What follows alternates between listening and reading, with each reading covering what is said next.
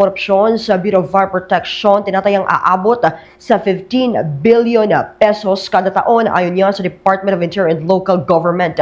Kuha tayo ng mga detalye sa pag-uulat ni Bombo Bea Piniza. Tinataya sa ngayon ng Department of Interior and Local Government na aabot sa kulang-kulang 15 bilyong piso kada taon ang kabuang halaga na nakukuha umano ng Bureau of Fire Protection bilang mga kickback sa kanilang operasyon ayon kay Department of Interior and Local Government Secretary Juanito Victor John Vic Remulla. Ani Remulla, ito ay magmula sa recruitment, fire inspection fees, procurement at maski sa kanilang mga pagresponde sa mga sunog. Ito ay nagpapakita lamang kung gaano kakurap ang naturang tanggapan mula sa mga matataas na opisyal nito hanggang sa mga fire inspectors at iba pang miyembro nito. But ang total estimate namin ng corruption ng BFP is mga 15 billion a year. Ang kuha niyan from top to bottom. Recruitment, fire inspection fees, procurement, lahat. It's unbelievable that an organization can be so corrupt from top to bottom. Papasok ko pa lang, kailangan mo nang magbigay.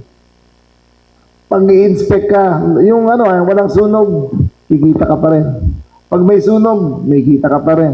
Pag may procurement, may kita ka pa rin. Lagaring hapon lahat.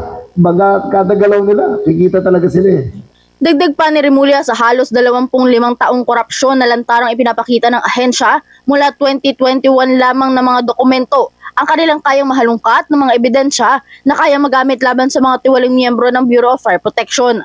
Matapos ito ay hinimok naman ni Remulla ang publiko na isumbong ang mga magiging inspeksyon na siyang nag-o-offer ng mga serbisyong hindi naman sakop ng kanilang mandato at responsibilidad. Pagtitiyak ng kalihim, gamitin lamang ng publiko ang 911 hotline para sa kanilang mga reklamo. Wala rin anyang dapat ikatakot ang publiko dahil pagtitiyak pa ni Remulla, siya mismo ang hahawak ng mga matatanggap nilang reklamo mula sa publiko. For the last 25 years, ganito na ang kalakaran sa BFP. Ganito na.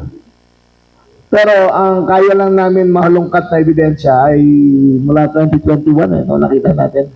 O mula 2021. But it's time to clean it up. It's time. Sigurado ako ngayon sa mga nakikinig na negosyante rito. Diba? Kung merong pumuntang inspector sa inyo at kinukulit kayo and beyond the ambit of their responsibilities, pakibidyo ang sinasabi nila at itawag nyo sa 911 and I will personally take care of it. Huwag kayong matakot. Huwag kayong matakot sa BFP. Ako ang bahala. Samantala, bagamat naisampa na ang mga kriminal na kaso laban sa hepe ng naturang himpilan, tiniyak ni Remulla na ito pa lamang ang umpisa ng mga makakasuhan dahil tinatayang aabot rin sa halos 50 miyembro ng Bureau of Fire Protection ang nakatakda ring pangalanan at sampahan ng mga kaukulang reklamo dahil sa talamak na korupsyon at katiwalian. Mula dito sa New Manila, Quezon City, ito si Bombo Bea Piniza and this is Bombo Radio Philippines, the number 1 and most trusted source of news and information. Basta Radio.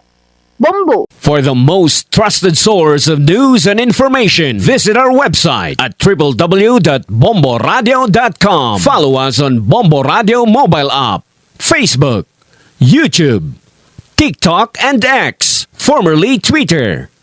Like, share, and stay connected. Anytime, anywhere.